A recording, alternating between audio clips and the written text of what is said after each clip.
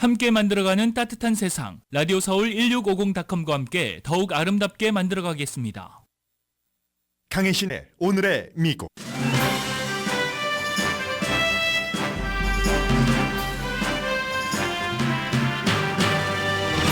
(5월에) 소비자 물가는 변동이 없어 2달 연속 소비자 물가, 즉 인플레이션이 슬로우했습니다. 오늘 연방준비제도가 이자율을 그대로 둘 것은 거의 확실하고 지금으로서는 9월 인하 확률도 50%대 50%입니다.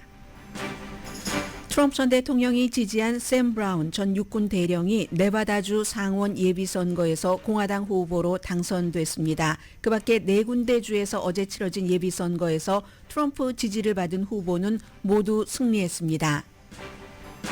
영국 매체 이코노미스트는 지금 선거가 치러지면 트럼프 전 대통령이 이길 확률이 3분의 2라고 예측했습니다. 반면 대부분 미국 매체는 막상막하로 예상합니다. 바이든 대통령 아들 헌터 바이든의 유죄 판결이 대선에 어떤 영향을 미칠지 확실치 않습니다. 바이든 대통령에게 좋을 리가 없지만 트럼프 전 대통령에게 좋으려면 유죄인 게 확실한데 무죄가 나왔어야 했습니다. 바이든은 자신이 대통령이 아니었으면 아들이 여기까지 안 왔을 것이라는 강한 죄책감을 느낀다고 워싱턴 포스트가 보도했습니다. 프랑스에서 오자마자 바로 아들 유죄 판결, 그리고 바이든 대통령은 오늘은 G7 정상회담에 참석하기 위해 이태리로 갑니다. 이번 정상회담 의제는 우크라이나에서 글로벌 경제까지 여러 가지인데 모두 미국 대선과 깊은 연관이 있습니다. 조지아주 애틀란타 지역에서는 어제 푸드코트에서 총격 사건이 일어났고 곧이어 버스 하이제킹으로 사망자도 발생했습니다. 모두 총기 관련 사건입니다. 뉴욕타임즈는 어제 H마트와 농심라면을 예로 들면서 아시아마켓이 미국인의 식습관을 바꿨다고 보도했습니다. 그런데 오늘은 덴마크가 또 다른 한국 라면이 너무 매워서 리콜했다는 보도가 나왔습니다. 한국 라면이 빅 이슈입니다. 임마누엘 마크롱 프랑스 대통령은 깊은 수렁에서 자신을 건지기 위해 조기 선거 도박패를 던졌습니다. 그런데 위험하기도 하고 마크롱의 이 정치 도박이 유럽을 더 극우 쪽으로 끌고 갈지를 우려하면서 세계가 주시합니다. 여러분 안녕하십니까? 오늘의 미국 강혜신입니다. 제가 지금 못 보던 뉴스가 나온 것 같은데요. 네, 그다지 중요한 건 아니고요.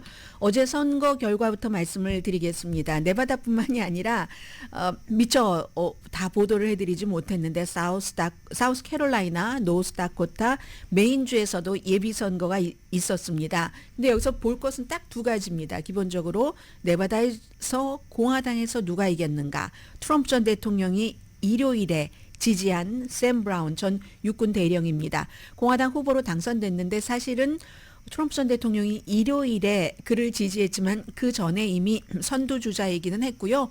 또 미리 요즘은 투표를 미리 하는 사람들이, 조기 투표하는 사람들이 많기 때문에 어느 정도는 결정이 된 거지만 어쨌든 네바다주뿐만이 아니라 다른 주에서도 중요한 선거에서 트럼프 전 대통령이 딱 그 지지를 한 후보들이 큰 표 차이로 이겼습니다. 그래서 네바다주가 미국의 공화당의 상원 다수당을 돌려줄 것인가. 이게 이제 민주당의 제키 로젠 초선 의원과 샘 브라운 공화당의 후보가 서로 겨루는데 공화당 쪽에서는 가능성이 상당히 이길 가능성이 높다고 봅니다. 그러나 선거에서 지금 6월 중순이죠. 5개월 조금 안 남았습니다. 5개월 아니라 5일 사이에도 결과가 뒤집힐 수 있는 게 선거기 때문에요. 오하이오주의 경우는 재난은 피했지만 충격입니다. 오하이오주의 6지구가 사람 이름은 불러드리지 않겠습니다. 대강의 이제 전체적인 추세를 보는 거니까요. 민주당이 오하이오주에서 예외로 잘해서 6지구에서 공화당이 54% 45% 이런 식으로 했는데 어쨌든 그쪽 지역의 그 선거가 6지구에서는 뭔가가 더 많이 공화당이 좋았어야지 되는데 그렇지 않게 됐다 하는 그런 그 특별 선거에서요. 이기기는 이겼는데 자녀 임기를 채우는 거죠. 이런 선거는 11월 달 본선이 본선도 또 하겠죠. 그런데 어쨌든 자녀 임기를 치르는 이 선거에서 민주당이 뛰어든 지 얼마 안 됐는데 그것도 한 예상보다 20% 정도를 많이 받았다는 겁니다. 그래서 재앙은 피했지만 공화당에게 충격이다라고 얘기를 하는 거거든요. 이런 스토리들이 어디서든지 지금부터 11월 선거가 끝나고 그 다음 날까지 나올 수 있는 거고요. 그리고 또 하나는 캘리포니아주가 지역구였던 케빈 맥카티 연방 하원 의장이 예산안 이런 것들에 대해서 민주당과 합의를 해서 나라의 문을 연방정부 문을 폐쇄시키지 않았다 해서 공화당의 프리덤 코커스를 포함해서 많은 정치인들이 그를 결국은 하원 의장 자리에서 쫓아냈습니다. 그 뒤에 케빈 맥카티가 의원 자리도 버리고 지금 하고 있는 일이 본인을 쫓아낸 사람들을 쫓아다니면서 선거에서 그 사람들을 힘들게 하는 일. 그런데 그 첫 번째 테스트가 어제였거든요. 이제 낸시 메이스라는 이선 의원, 이 사람을 쫓겨내려고 했는데 결국은 쫓아내지 못했던 이런 케이스도 있고, 트럼프가 지지한 사람이 이겼습니다. 그쪽 지역에서. 그리고 이제 또 노스다코타 지역에서는 사람이 아니라 이제 이건 바이든 대통령을 생각을 하면서 나온 것이었겠죠. 유권자들이 어떤 선거를 치렀냐면 주의회입니다. 연방이 아니라 주의회 의원의 나이 제한입니다. 임기 제한이 아니라 만약에 이 사람이 임기가 끝날 때 81살이 되면은 나올 수 없게 하는 거. 이런 안이 어제 노스다코타 주에서는 통과가 됐다 말씀드리고요. 이렇게 선거가 치러지는 동안 로버트 케네디 주니어 후보는 격전지에서 뭐 여러 그 유세도 하고 했는데 이것도 달라요. 엊그제는 또 로버트 케네디가 오히려 트럼프에게 더 해가 된다 하는 얘기들이 더 힐을 통해서 보도가 됐는데, 더 힐은 결코 중도가 아닙니다. 약간 우파예요. 트럼프 쪽에 가깝습니다. 그 성향을 보면은. 그런데 그런 더 힐이 이 로버츠가 떠오르는 것이 트럼프에게 더 나쁘다 이렇게 얘기를 했는데, 오늘은 또 뉴욕타임스는 로버트 케네디가 격전지에서 유세하면서 떠오르는 것이 바이든에게 더 해가 된다 뭐 이런 보도들도 하고 있습니다. 어쨌든 예비선거는 이리하여 끝났고요. 그리고 여론조사 결과를 보면 오늘 놀랄만한 게 하나가 있는데요. 그 뒤에 말씀드리고 격전지인 펜실베니아부터 보겠습니다. 마하리스트라는 아주 그 평이한 NPR과 아니면 무슨 또 PBS와 공동 여론조사를 많이 하죠. 마하리스트가 펜실베니아라는 격전지에서 여론조사를 해본 결과 트럼프 전 대통령이 바이든에 비해서 2%포인트 앞서간다. 47대 45. 근데 이 자체도 오차범위인데 거기서 로버트 케네디 주니어가 또 3%를 가져갔거든요. 2%는 결정을 하지 않았고, 이렇기 때문에 막상막하일 수도 있고 아직은 뚜렷하게 누구라고 말할 수 없다 하는데, 놀랍게도 이코노미스트는 다른 전망을 내놨습니다. 펜실베니아에서 바이든 대통령이 약간의 격차로 이겼죠. 오바마 때는 뭐 당연히 쉽게 펜실베니아가 블루였으니까 이겼고, 그 뒤에는 트럼프가 힐러리 클린턴을 이겼고 2020년에 다시 바이든이 아주 작은 폭으로 가져갔으니까 이번에 어떻게 될지 모르는 거죠. 이번에 펜실베니아도 아주 빅한 그런 그 스윙 스테이트 격전지입니다.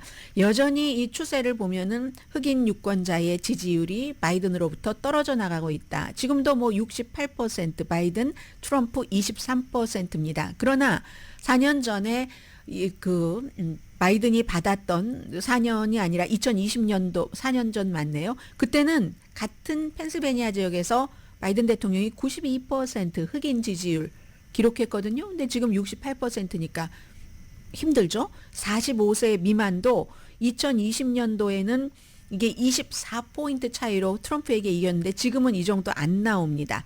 아무튼 펜실베니아주가 선거인단 한 19명 있는 곳이고 올해는 보장이 없다는 6월 3일부터 6일까지 등록된 유권자 1181명을 대상으로 여론조사를 했고 2%포인트 트럼프 전 대통령이 앞서가는데 오차 범위는 3.6%포인트입니다.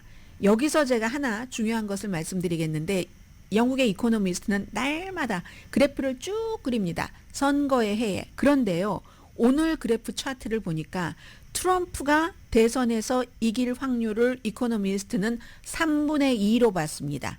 그럼 바이든이 이길 확률이 3분의 1밖에 안 된다는 거거든요. 그리고 지난 선거의 4년 전 오늘 6월 며칠입니까 오늘? 6월 12일이네요. 그때는 트럼프가 83% 승률이었습니다. 그럼 이건 지금의 바이든이 83% 승률이었거든요. 지금 트럼프가 3분의 2 승률보다도 더 많은 거였잖아요. 그런데 지금은 이게 뒤집혀서 현재로서는 트럼프가 이길 확률이 3분의 2다 해서 선거인단 이미 차지하고도 남았어요. 270명의 선거인단을 가져야지 대통령이 되잖아요. 그런데 이코노미스트가 오늘 계산한 바로는 트럼프는 296표를 확보를 했고 바이든이 242표를 확보했다. 오늘입니다. 오늘이라 바뀔 수도 있다. 그런데 어쩜 이렇죠? 어제에 역시 그 538은 미국에서 이 여론조사나 이런 그래프를 제일 잘 읽는 그런 기구입니다. 그런데 똑같은 화요일에 그 538의 예측은 막상막하였거든요. 동점이었거든요. 오히려 바이든이 약간 높았습니다. 100번의 가상 이 대결에서 바이든이 52번을 이겼고 트럼프가 44번을 이겼습니다. 그러면 이게 여론조사 결과도 굉장히 538도 많은 사람들이 저널리스트들이 평가를 높게 주는 것이고 그리고 이코노미스트도 마찬가지예요. 유가브와 같이 하고 있는데 굉장히 잘 맞습니다. 물론 가끔 틀리는 것도 있어요. 잘 맞는데 어쩌면 이렇게 차이가 나는가. 그래서 저는 믿을 수 없다. 지금의 여론조사와 이런 것들을 그렇게 말씀을 드리고요.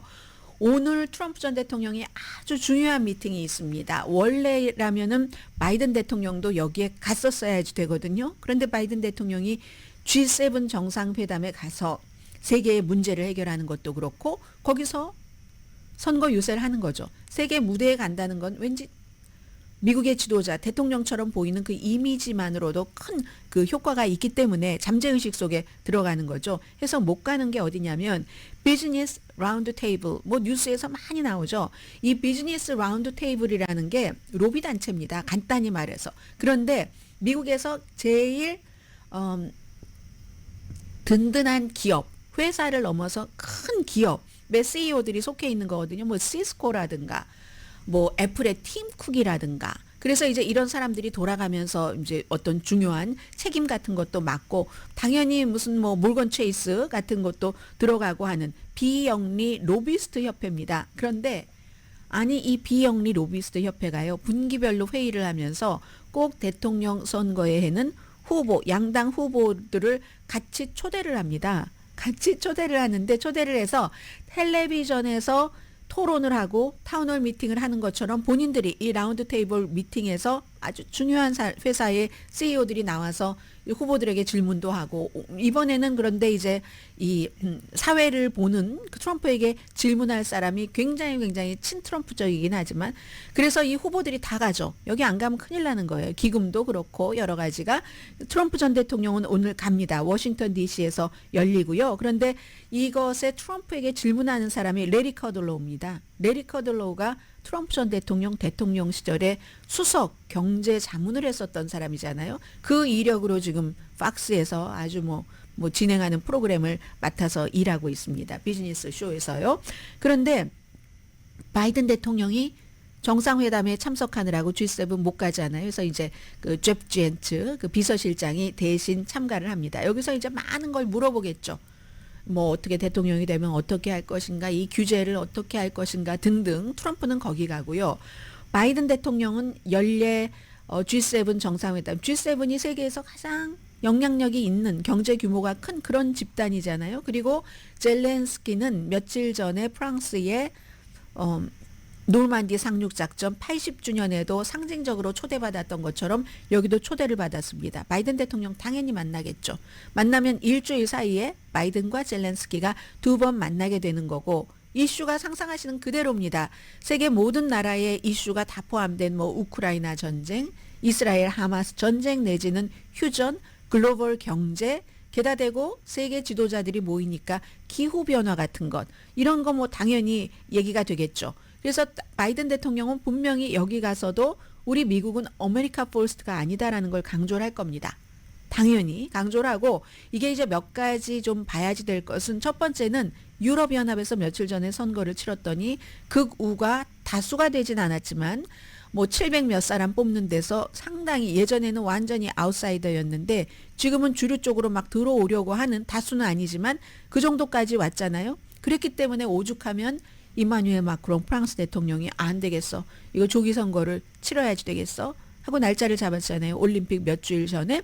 그런 시점이라는 것. 두 번째는 지금 이스라엘 하마스 전쟁 이 시점. 세 번째는 우크라이나 전쟁. 우크라이나 평화회담은 대통령 스위스에서 열리는데 15일에 안 갑니다. 젤렌스키는 여기에 잠깐 와서 중요한 사람 만나고 이제 15일에 토요일에 거기에 가는데 왜냐하면 바이든 대통령은 모든 것이 all about 지금 선거잖아요. 대선에서 이겨야지 되니까 그때 로스앤젤레스에 와서 이제 큰 그 뭐 조지 크루니 또 줄리아 로버츠 버락 오바마가 오는 기금 모금에 오고 대신 이제 카멜라 해리스 부통령을 거기에 보내죠. 하지만 G7에서는 우크라이나를 어떻게 도울 것인가 이게 굉장히 하이라이트가 될 겁니다. G7 국가들이 러시아 자산을 지금 우크라이나를 침공했다 해서 동결을 해놓은 자산이 2,680억 달러랍니다. 2,680억 달러인데요. 2,680억 달러. 야, 그리고 보니까 어제 지금 제가 이 말씀 드리면 이슈가 흩어지긴 하는데 그 H마트가 샌프란시스코에 3,700만 달러 주고 빌딩을 샀다고 했잖아요. 2,680억 달러 얼마나 그 큰 돈인지를 알겠는데 2,680억 달러를 전쟁 이후에 동결을 했는데 동결을 해서 돈을 가만히 가지고 있는 자본주의가 어디 있습니까? 그거로 뭔가를 뭐 돈을 만들어내겠죠? 해서 1년의 이익이 26억 달러에서 36억 달러 정도 된답니다. 그러면 이 돈을 또 가만히 안 두죠. 자본주의니까. 이 돈을 러시아를 동결한 그 돈으로 벌어들인 이 돈을 또 담보로 해서 우크라이나에 약 500억 달러를 융자를 해주겠다는 겁니다. 이제 이게 아마 어제까지는 뭐 확실하게 뭐 된 거는 아닌 것 같은데 오늘 보니까 아마 거의 이렇게 하기로 합의를 하는 것 같습니다. 네 번째는 글로벌 경제는요. 일반 민간인들이 보는 경제와 경제 전문가들이 보는 경제가 다릅니다. 글로벌 경제는 나아지고 있고 그 나아지는 가장 큰 이유가 미국이 괜찮아서 이거든요. 미국이 괜찮아서 여러분들께서 많은 분들께서 물가가 너무 높아졌어 이렇게 생각을 하십니다. 저도 마찬가지예요. 그런데 그 가장 중요한 이유는 어떤 사람은 견딜만 합니다. 왜냐하면 봉급이 오르는 사람은 견딜만 한 거예요.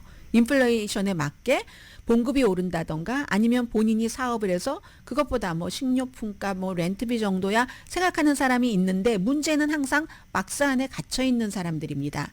인플레이션은 계속 올라가는데 임금과 본인의 인컴이 오르지 않는 사람들.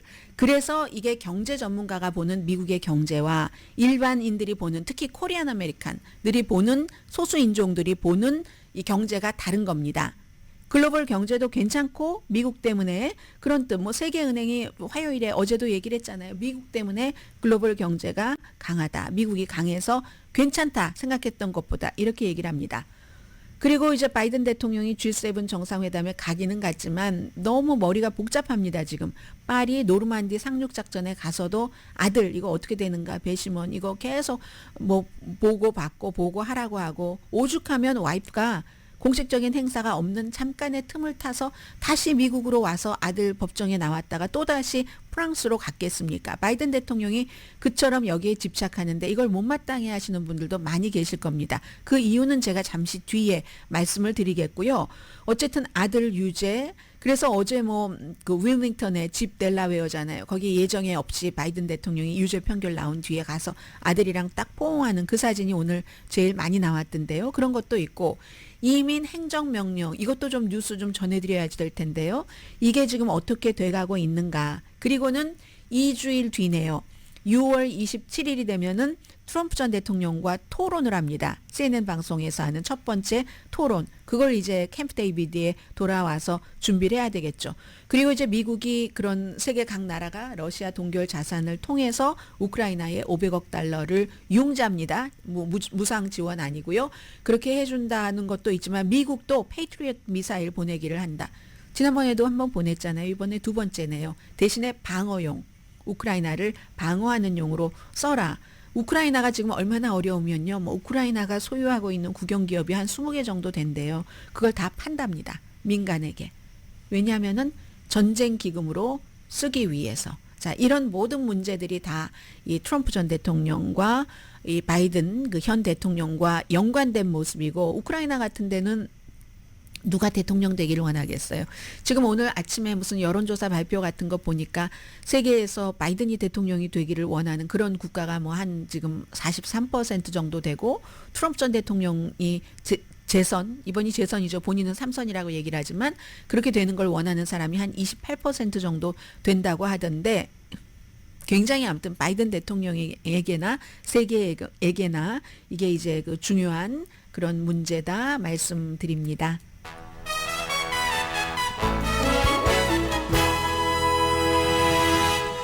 네, 제가 좀 전에 오하이오주라고 말씀드렸었던가요? 뭐 공화당이 이기긴 했지만 아주 작은 차이로 이겼다 하는 거.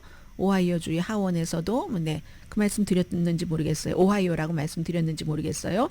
오늘의 미국은 전문가가 추천하는 이민법, 가정법 전문 제인정 종합법률사무소, 총 20억 달러 승소, 교통사고와 상해 전문 브라이언 타필라와 CG 변호사 그룹, 집융자 홈에큐리 라인업 크레딧, 급한 하드머니도 정말 쉽게 잘하는 융자나라 공동후원입니다. 잠시 뒤에는 오늘 주요 뉴스, 주요 신문의 탑 뉴스를 전해드릴 텐데 저는 이제 이게 어떻게 발전할지는 모르겠는데 여러분들께 전해드려야지 되니까 일은 조금 더 많아졌어요. 그리고 지금 당장 어떤 효과와 효력과 어떤 장점이 있는지는 모르겠지만 우선 뉴스를 진행을 하면서 좀 시야를 조금 더 의무적으로라도 넓게 가게 되잖아요. 그런 면이 있어서 오늘의 미국의 그 미래의 방향이라고 하면은 아무리 전국적인 뉴스를 여러분들께 전해드리지만 거의 그 정치에 집중되어 있는 그런 경향이 농후했는데 이게 조금씩 이제 코리안 아메리칸들이 여러 지역에 살고 있고 또 미국에서 영원히 사시려면은 미국을 더 많이 아는 게 중요하잖아요. 또 이쪽에서 저쪽으로 이사 갈 수도 있고 그런 면에서 조금 도움이 되지 않을까라고 생각을 하는데 아무튼 오늘도 열심히 준비는 했습니다. 잠시 뒤에 전해드립니다.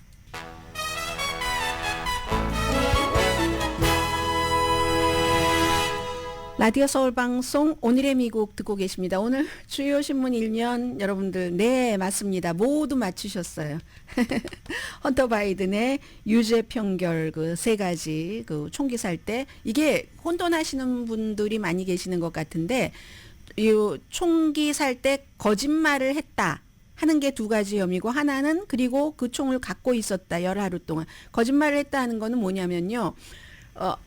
마약을 했어요. 마약을 했는데 마약이 아니다라고 두 가지 그 체크를 했다는 거죠. 그러니까 마약을 했기 때문에 마약을 해서 이 사람이 유죄 판결을 받은 게 아니라 총기를 살 때 마약 중이었다는 것을 거짓으로 기록했다는 그 거짓 기록에 대해서 이제 그 유죄 판결을 받은 겁니다. 모든 신문을 보면 오늘 아주 뭐 뉴욕 포스트 화끈하네요.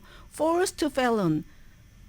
First lady, first 뭐 family 이런 말들 많이 하는데 아주 크게 first felon이라고 하고 바이든 대통령과 이 헌터 바이든을 연결하려고 하는 의도가 있는 것 같은 사진입니다. 왜냐하면 하나의 사진은 바이든 대통령이 어제 이제 뭐 총기협회에 가서 일도 하고 윌밍턴에 갔어요. 아들이 그쪽에서 재판받았으니까 이제 그렇게 하고 포옹을 하는 그게 이제 딱 아들이랑 아버지 그 뭐 비행기 내렸을 때 그 도로에서 포옹하는 이 장면 많은 사람들이 실었는데 신문이 근데 거기에 그 아래에도 이 First Felon 그 아래에도 뉴욕 포스트는 이 범죄자인 아들과 아버지를 이렇게 나란히 연결하는 그런 사진. 오히려 이제 이 두 번째 사진이 나와야지 된다면 대체적으로 다른 매체를 보자면 아들과 와이프와 엄마는 법정 현장에 있었으니까 그 현장 사진이 나와야 되는데 어떻게든 범죄자인 아들과 아버지가 연결되는 것 같은 그런 그 모습 이런 것이요. 그리고 또 하나 바이든 대통령의 입장에서 중요한 것은 트럼프 전 대통령이 유죄 판결을 받으면 무죄일 때는 재판부 잘했다고 하고 유죄 나오면은 이건 썩었다고 얘기를 합니다. 부패했다고 얘기를 하고 그래서 내가 다 없애버리겠다고 합니다.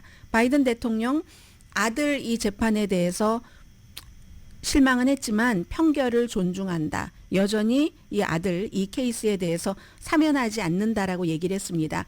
그런데 워싱턴 포스트가 오늘 뭐 personal 이런 단어도 많이 써가면서 감정적으로는 엄청나게 바이든 대통령에게는 타격이라고 얘기를 합니다. 왜냐하면 이 아들이 만약에 내가 대통령이 아니었다면 미국에서 이런 일로 막 재판을 하고 유죄 판결을 받고 25년 뭐 감옥행위에 처해질 수 있다. 이런 케이스가 거의 없거든요. 거의 대통령의 아들이기 때문에 또 이제 공화당이 그걸 원했으니까 이렇게 한 거기 때문에 내가 이제 아버지로서 내가 대통령만 아니었다면 뭐 여기에 대해서 굉장히 거부하시는 분들도 많아요. 공사를 구분 못한다. 어떤 분이 유튜브에 써주셨는데 뭐 아버지는 아버지고 대통령은 대통령이기 때문에 대통령이 공과 사를 어떻게 이 케이스에 연결했는지는 모르겠어요. 연결을 했다면 특별검사를 임명하라고 하지 않았겠죠. 이렇게 재판을 하라고 하지 않았겠죠. 대통령의 권한으로 그 정도는 구태여하려면 할 수 있으니까 본인의 연방 법무부니까.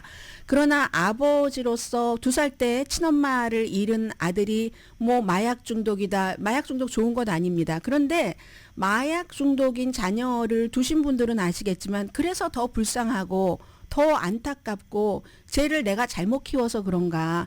게다 대고 남들은 저렇게 해도 감옥에 안 가고 뭐 벌 받지 않고 하는데 내가 대통령이기 때문에 저 아이가 저렇게 되는 게 아닌가. 아버지로서는 저는 죄책감 느낄 수 있다고 생각을 하거든요. 그렇다고 해서 공과 사가 구분이 안 된다고 하는데 아니 그 공익적인 일은 하면서 사적으로 아버지가 오히려 잘 되는 사람 아이는 쟤는 잘 되니까 별로 돌보지 않고 저는 그 마음은 저는 좀 이해가 되거든요. 그래서 이게 굉장히 이 아버지로서는 너무나 그 죄책감을 느낀다는 그 내용이 이제 워싱턴 포스트가 강조를 했고요. 뉴욕 타임즈는 조금 더 냉정하게 트럼프 전 대통령에게 과연 좋은가? 좋지 않을 수도 있다. 왜냐하면 앞서 말씀드린 것처럼 유죄라는 게 너무 분명한데 무죄로 판결이 났을 때 시스템이 망가졌어. 나에게만 이렇게 하고 말이야. 할 수 있는데 이 경우는 유죄는 유죄예요. 분명히. 유죄는 유죄지만 그러나 유죄라고 하기는 다른 사람들도 똑같이 유죄를 받지는 않으니까 애매하고 그리고 거기에 대해서 무죄가 나온 게 아니라 유죄 판결이 나왔기 때문에 트럼프 전 대통령 그래서 곧바로 얘기하지 않았잖아요. 뭐라고 얘기하는데 뭐 그다지 뭐 아주 뭐 따뜻한 얘기도 아니었고 아닌가 따뜻하다는 게 핫한 표현도 아니었고 몇 시간이나 묵혔었고 만약에 무죄를 받았으면 돈도 엄청 벌었을 겁니다.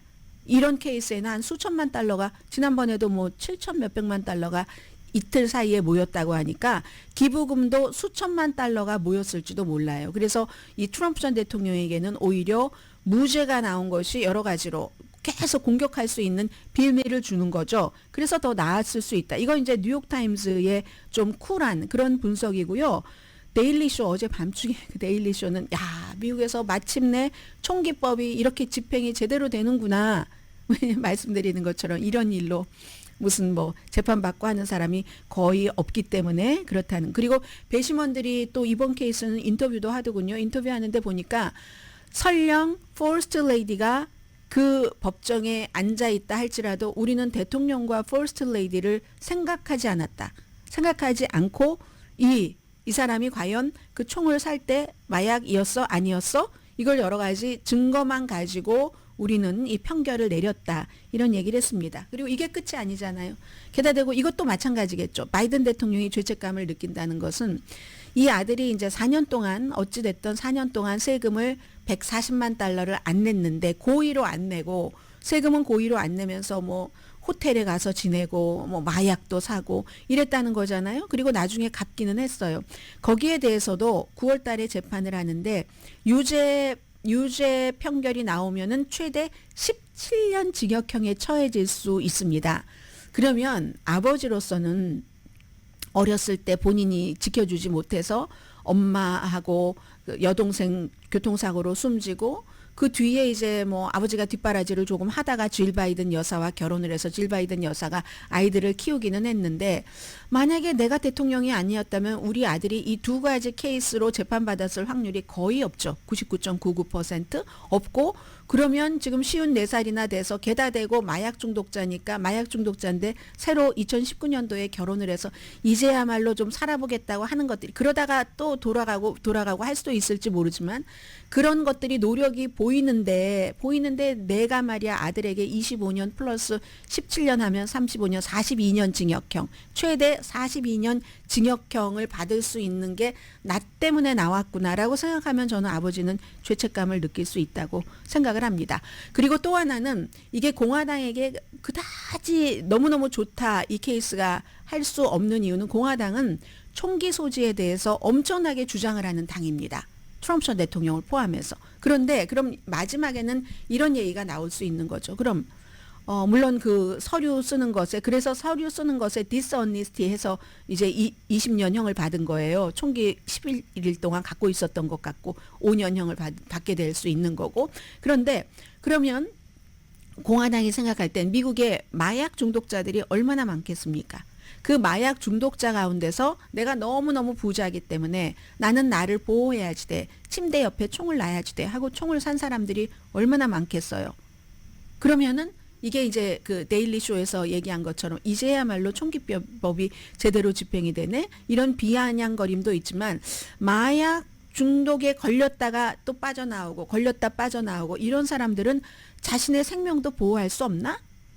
총기로 수정헌법 2조 총기 소지의 자유 여기에 대해서 이게 공화당의 그거잖아요. 그렇기 때문에 이 케이스는 이게 뭐 어떻게 될지 모르겠어요. 저는 뭐 대체적으로 잘 모르는 편입니다만 아무튼 오늘 이런 것들이 가장 공통적인 미국의 신문의 일면에서 그것도 이제 탑뉴스였고요.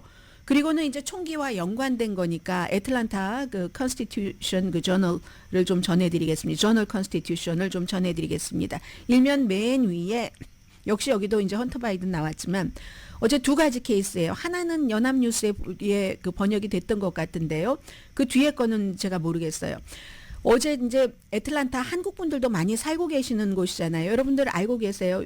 애틀란타가 피치 스테이트라서 이런 이름인가 보네요. 쇼핑센터가 피치트리 센터라는 곳. 그리고 이제 그 귀넷 카운티니까 한국 분들 많이 살고 계시는 그런 곳에서 이곳에서 두 가지의 두 가지는 아니고 총격 사건이 두 번 일어났는데 애틀란타 푸드 코트인 거예요. 이건 정말 모든 지역에서 다 하고 할 수 있는 거잖아요. 대낮에 2시 15분에 피치트리 센터에서 34살의 전과자입니다. 전과자가 이게 이제 누구와 들어와서 막 싸우고 몸싸움하고 하다가 총을 쏴서 4명이 부상했거든요. 그리고는 비번이던 다른 경관의 총에 맞았습니다. 아무튼 이 34살의 전과자는 무장 강도 그 혐의로 유죄 판결을 받았고 복역도 했었고 어제 뭐 핸드건 갖고 쐈던 것 같아요. 아무튼 이런 일들이 있었고 그리고 나서 뭐 피해자는 뭐 40대부터 70대까지입니다. 낮에 푸드코트에서 음식 먹고 있다가 전혀 나하고는 상관없는 일로 이렇게 된 거잖아요. 그리고 2시간 뒤인 4시 45분에는 귀넷 카운티입니다. 버스가 공공버스가 납치당했어요. 바로 이 센터에서 그 뭐죠? 푸드코트에서 몇 블럭 떨어진 곳이었답니다. 45 그 이반 알렌 주니어 블루버드. 뭐 거기에 뭐 지미 카터 블루버드도 해고해서 막 이제 이렇게 되어 있는데 경찰 차를 보니까요. 거기 그렇게 써 있더군요. Call police 911. Maybe 운전자가 어떤 조치를 취한 건지 그렇게 써 있는데 경찰이 이제 그 같은 제보를 받고 마구 추적을 했는데 3개 카운티를 추적을 했답니다. 용의자는 39살이었고 체포되기 전에 이미 여기서는 한 사람이 숨졌습니다. 숨지고 막 경찰과 추격전을 벌이다가 결국은 그 교통사고가 났어요. 교통사고가 나고 나서 이 용의자가 체포가 됐는데 앞에 푸드코트의 용의자는 11번 체포된 사람입니다. 그리고 두 번째 이 용의자는 19번 체포된 사람입니다. 두 사람 다 중범 전과자고 이런 사람들이 총을 합법으로 살 수 있었겠어요? 불법으로 싼 총으로 또다시 이제 이런 사건이 일어나는 거고 이게 대중버스, 버스 안에서 푸드코트 안에서 이러니까 이건 애틀란타 그 귀넷 카운티 그 지역뿐만이 아니라 우리 모두 대낮에 그것도 다 뭐 2시 몇 분, 4시 몇 분 미국이 지금 도시는 이렇게 위험해졌다 하는 뜻에서 보도를 해드렸고요. 자, 그 밖에 두 가지 정도만 말씀드립니다. USA Today는 일면에 역시 이것도 총이겠네요. 현역 군인 사망 원인 1위 전투에서 아닙니다. 자살이에요. 자살. 5년 동안의 국방부 자료, 그러니까 2019년에 끝난 5년입니다. 그 자료를 쭉 조사를 했더니 그 5년 동안 자살로 숨진 그 현역 군인이요. 883명. 그러니까 이 자살로 숨졌다는 게 알코올 되고 그 다음에 또 뭐 총으로 쏘고 뭐 이런 식이라는 거예요. 두 번째가 전투가 아닙니다. 두 번째도 사고예요. 군에서 뭐 여러 가지 사고가 일어날 수 있으니까. 그리고 그 5년 동안 전투에 참여해서 숨진 미군은 96명밖에 안 됩니다. 자살해서 숨진 미군이 883명이거든요. 자살은 계속 군인 자살은 늘어나고 대신에 이제 군인 전투에서 숨지는 군인은 줄어들고 미국이 전쟁은 많이 치르고 있어도 군인을 많이 보내지도 않고 요즘은 뭐 원격으로 많이 하고 지상군 파병이 많이 없으니까 그렇게 되는 것 같습니다. USA Today의 일면 뉴스였고요. 로스앤젤레스 타임즈는 오늘 보면은 뭐 여러 가지 뭐 비즈니스 뉴스 이런 것도 있는데 로스앤젤레스 타임즈에서 일면에서 가장 눈에 띄는 것은 LA 국제공항입니다. 크게도 냈어요. LA 국제공항이 어떤 사람이 이제 맨 앞에 인터뷰를 하는데 내가 가본 최악의 공항이다. 와서 뭐를 할 수도 없고 뭐를 할 수도 없고 LA 국제공항이 지금 2028년도 올림픽 때문에 300억 달러를 들여서 보수공사를 하고 있잖아요. 보수공사를 하는데 공항이 뭐 100년 정도 됐다고 하죠. 이게 고칠 수 있나? 이게 픽스가 돼? 하는 의문을 품었거든요. 로스앤젤레스 타임즈가. 이 시스템이 완성될 때까지 기본적으로 너무너무 불편한 거예요. 어디 뭐 누구를 뭐 전화를 하려고 해도 전화 소리도 들리지도 않고 LA 국제공항이 날마다 700편의 직항 그 항공 뭐 이륙 착륙하고 그러면 한 70개 정도의 항공사가 여기서 이착륙을 하게 되는 겁니다. 공항 직원이 이렇게 많습니까? 5만 명이나 된다고 하는데 여러분 LA 인터내셔널 에어포트에서 나오거나 들어갈 때 도로는 딱 하나입니다. 세플베다.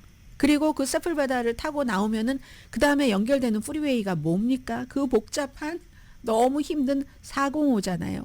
이게 100년은 아닐 것 같은데요. LA 국제공항이 뭐 아무튼 뭐 1960년대 중반에 길은 1960년대 중반이고 모르겠어요. 제가 한번 찾아보겠습니다.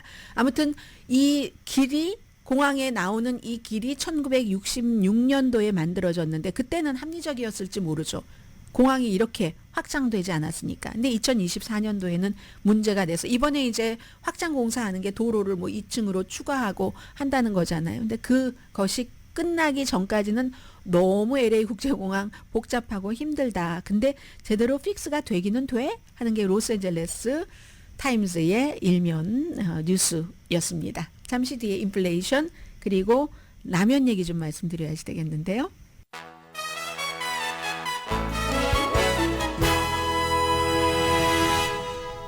오늘의 미국은 전문가가 추천하는 이민법, 가정법 전문 재인정 종합법률사무소 총 20억 달러 승소, 교통사고와 상해 전문 브라이언 타필라와 CG 변호사 그룹, 집융자 홈에큐리 라인업 크레딧, 급한 하드머니도 정말 쉽게 잘하는 융자나라 공동 후원입니다. 인플레이션 2달 연속 슬로우합니다. 지금 연방준비제도 열심히 회의하고 있어서요. 로스앤젤레스 시간으로 지금 1시간 45분 정도? 어떻게 되나요? 11시 30분 아무튼 정도가 되면은 공개시장위원회가 이자율 변동 없을 겁니다. 이렇게 발표를 할 것으로 예상들을 합니다. 5월에 소비자 물가 지수가 변동이 없었고요. 예상은 0.1% 상승할 것이다 였거든요.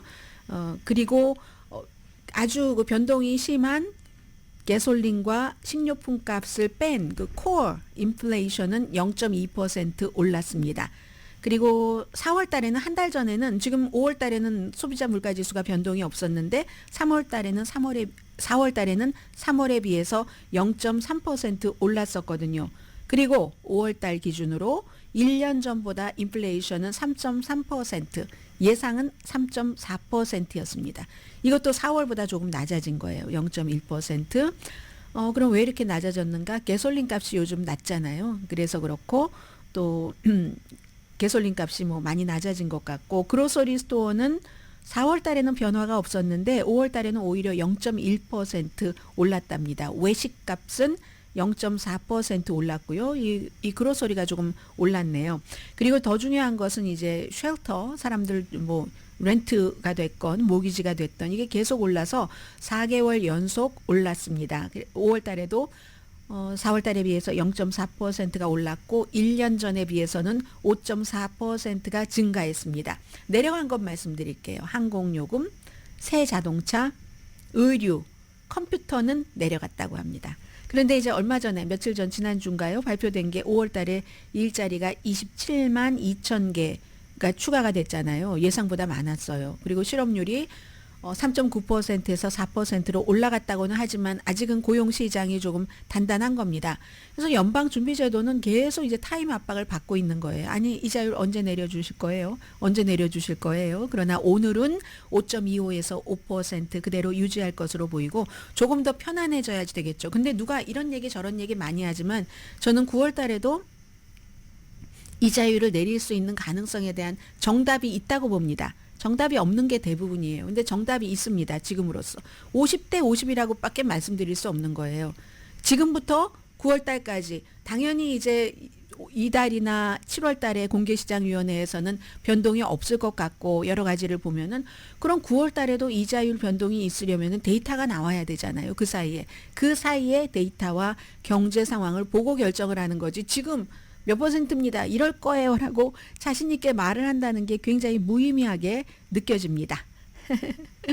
자, 그리고 어제 제가 잘못 말씀드린 게 하나 있었어요. 애플에 대해서.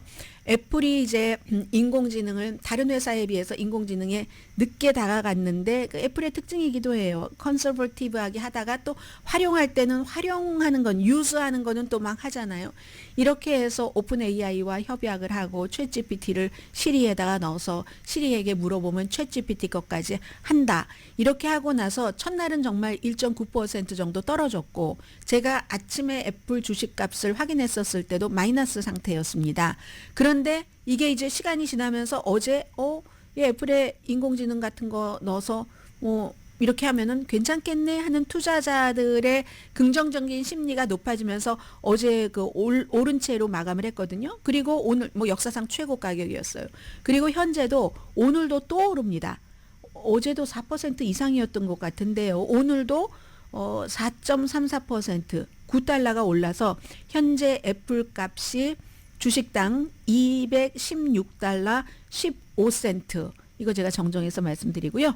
그리고 라면 살짝 말씀드리자면 잠시 뒤에 말씀드려야지 되겠네요. 시간이 애매합니다.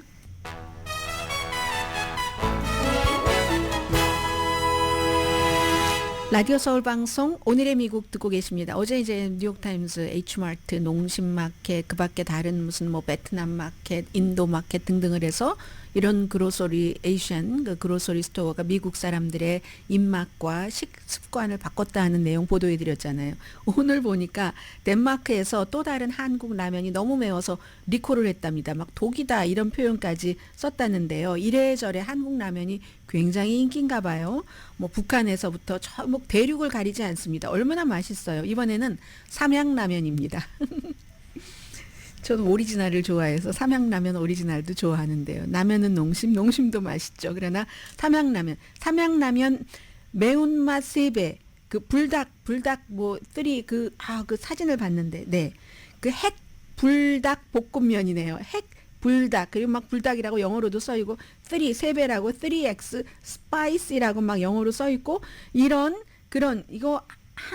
그 해외 포장에만 이렇게 영어로 써 있나요? 한국 포장에도 써 있나요? 막 거기 칠리, 고추도 막 있고 핫치킨 플레이버도 있고 이런 것을 덴마크가 리콜을 했답니다. 리콜을 핵불닭 볶음면을 세 종류래요. 스파이시, 핫치킨 그리고 핫치킨 스튜까지도 식품의약 말하자면 덴마크 식품국이 리콜을 했는데 그리고 갖고 있는 것도 먹지 말고 가게에 돌려주라고 특히 어린이들에게는 경고를 했다고 하는데요. 삼양라면이 여기에 대해서 또 반박을 한 것도 언론이 다 실어주고 있습니다. 이건 퀄리티, 질과 상관이 없습니다.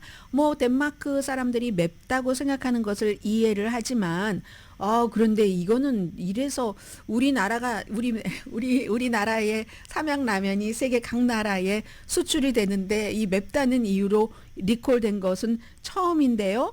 그러나 우리가 그 덴마크의 로컬 규정을 보겠습니다라고 얘기를 하는데 덴마크에서는요. 캡사이신 그 함량이 어떤 사람에겐 독이 될 수 있다는 겁니다. 캡사이신이 매우가 아니라 고추의 매운맛이잖아요. 이게 그렇기 때문에 그렇다 하는 거고 아니 삼양라면으로서는 왜 이런 일이 하고 특정 사건이 있었다 하는 것을 얘기하지 않았습니다. 보통 리콜될 때는 누가 너무 매워서 막 혀가 완전히 뭐 벗겨졌다던가 이런 얘기는 없이 아무튼 그렇다 이런 겁니다. 그랬더니 미국의 레딧에요. 라면 포럼이 딱 열려가지고 아니 빵가루 입힌 새우와 후추 좀 넉넉히 넣었다니 너무 맵다고 하네. 그리고 아유 덴마크 사람들이 라면을 독이라고 생각하는 게 뭐 놀랍지도 않네. 뭐 이런 얘기와 함께 삼양라면이 선전이 되는 거죠. 1960년대에 만든 삼양라면이 알려지고 있습니다. 이렇게. 오늘의 미국은 전문가가 추천하는 이민법, 가정법 전문 재인정 종합법률 사무소 총 20억 달러 승소, 교통사고와 상해 전문 브라이언 타필라와 CG 변호사 그룹, 집융자 홈에큐리 라인업 크레딧, 급한 하드머니도 정말 쉽게 잘하는 융자나라 공동후원이었습니다. 10시에 브라보 마이라이프 방송됩니다. 교황이 왜 얼마 전에 저질렀었던 그런 일을 또 저질렀다고 하죠. 본인이 실수였다고 했었던 것 같은데 동성애자를 혐오하는 그런 발언을 F자로 시작되는 그것을 또 이번에도 사용을 했답니다. 그랬더니 어떤 사람이 아니 그 바티칸에 그런 사람이 너무 많다고요. 동성애자들이. 그랬더니 동성애자가 많은 게 아니라 동성애자 혐오자가 많습니다. 이런 얘기도 하던데요. 강혜신이었습니다.